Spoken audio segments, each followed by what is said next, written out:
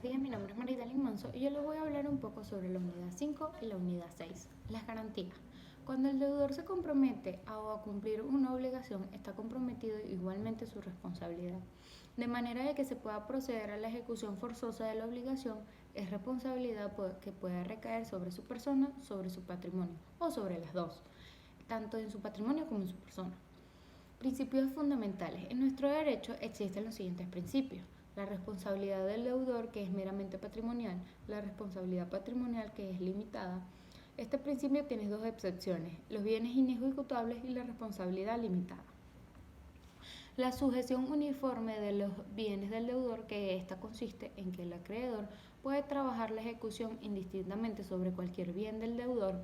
El principio o ley del concurso, que está consagrado en el Código Civil de la manera siguiente: los bienes del deudor son la prenda común de sus acreedores, quienes tienen en ello un derecho igual sin causa de legítimas preferencias. La fianza es un contrato por el cual el fiador se obliga o compromete al acreedor del deudor a cumplir o satisfacer la obligación de este si el deudor no la cumple o satisface. La ubicación de la clasificación dentro de los contratos es consensual. En principio es unilateral, ya que solo se originan las obligaciones para el fiador.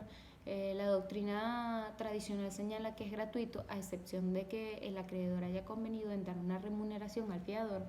Es conmutativo, no produce efectos reales, es accesorio. La promesa de fianza. Por promesa de fianza se entiende que muchas veces es un pacto entre el acreedor y el fiador por el cual éste se compromete a constituir en fiador de una determinada obligación. La confianza. Existe confianza cuando hay varios fiadores de un mismo deudor y de una misma obligación, sin importar que los contratos de fianza no se hayan celebrado de manera simultánea. La subconfianza. Esta está constituida para garantizar la obligación asumida del fiador del deudor principal. El subfiador es el fiador del fiador. La retrofianza es la fianza que constituye para garantizar el crédito eventual de repetición del fiador contra el deudor principal. Las clases de fianza puede ser legal, judicial o convencional, puede ser simple, solidaria, confianza, subconfianza o retrofianza, y puede ser indefinida o limitada. Los efectos de la fianza. En principio fundamental es el acto de una o más personas de las que figura en la relación total y no pueden agravar la situación de la otra o de las otras. La prenda ordinaria. Este es un contrato por el cual un tercero da al acreedor una cosa mueble en seguridad de crédito, la cual deberá restituirse al quedar extinguida la obligación. Los elementos comunes a los demás contratos está el consentimiento, que la prenda puede ser un contrato real, además del consentimiento legítimamente manifestado por las partes que requiere la entrega o la tradición de la cosa. También está la capacidad y poder, que este aspecto se rige por lo que establece el derecho común, pero cabe observar que es el acto mediante el cual se otorga una prenda.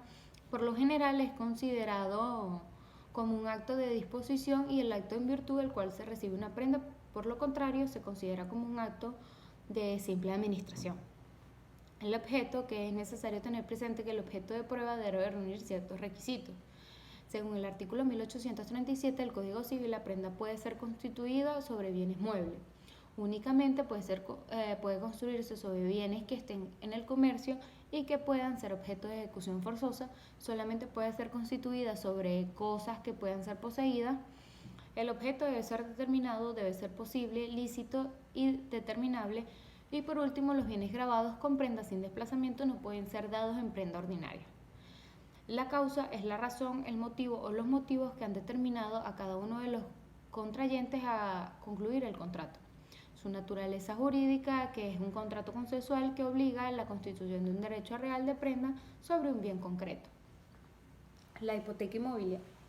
La hipoteca inmobiliaria es un derecho real constituido sobre los bienes del deudor o un tercero en beneficio del acreedor para asegurar sobre estos bienes el cumplimiento de una obligación.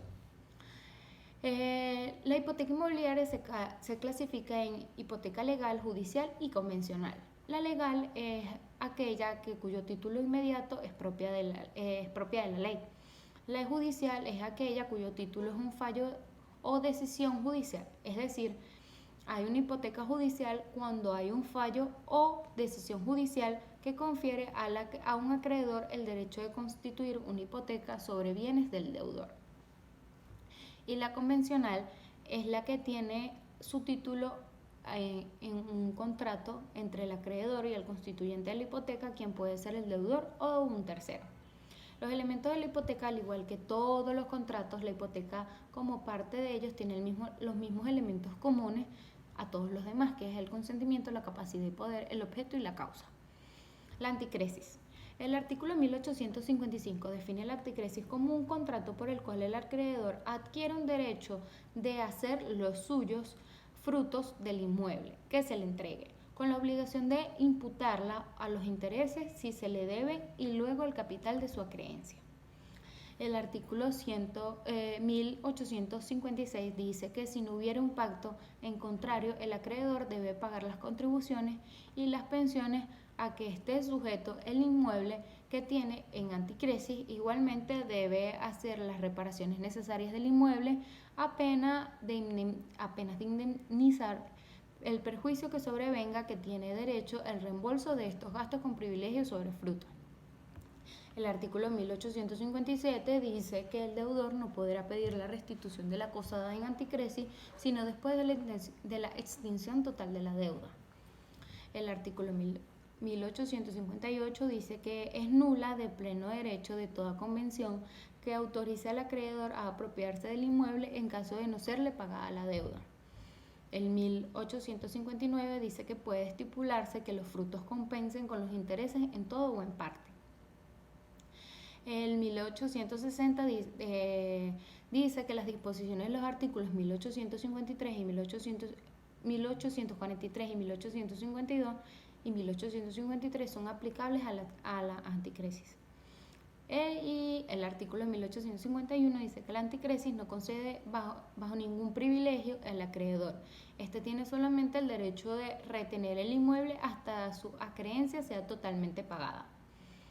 La anticresis debe ser registrada en la oficina que corresponda a la ubicación del inmueble para que ésta pueda ser opuesta a terceros. Las garantías mobiliarias sin desplazamiento de la posesión, la hipoteca mobiliaria y la prenda sin desplazamiento coinciden en gravamen que se constituyen sobre bienes muebles mediante el registro del documento correspondiente y sin necesidad de que la cosa sea entregada al acreedor o a un tercero. La prenda sin desplazamiento de la posesión, la ley creó la prenda sin desplazamiento de la posesión a fin de permitir el gravamen de ciertos bienes inmuebles que no pueden ser sustraídos al imperio del artículo 794 del Código Civil, pero respecto de los cuales es imposible o inconveniente exigir que el propietario, tal como ocurre en la prenda ordinaria, se desposea de ellos para gravarlos. Por último, tenemos la hipoteca mobiliaria, que esta afecta directamente o indirectamente e indirectamente los bienes sobre que se impone, cualquiera que sea su poseedor, al cumplimiento de la obligación u obligaciones para cuya seguridad fue constituida. Esto constituye a la reipersecutoriedad de la hipoteca mobiliaria. Existen algunos bienes susceptibles de la hipoteca mobiliaria, como lo está estipulado en el artículo 21 de la Ley de la Hipoteca Mobiliaria, que enumera taxativamente los bienes que pueden ser objeto de hipoteca mobiliaria. Primero, los establecimientos mercantiles o fondos de comercio, las motocicletas, automóviles, camiones de pasajeros, autocares, autobuses, vehículos de carga, vehículos especiales y otros aparatos aptos para circular, pero también pueden hipotecarse las locomotoras, los vagones o ferrocarriles. También puede ser objeto de hipoteca las aeronaves, las maquinarias industriales y por último el derecho de autor sobre las obras de ingenio o propiedad industrial. Esto es todo, espero que les haya gustado mi exposición. Gracias, esto fue toda mi exposición. Que tenga un buen día, profesor.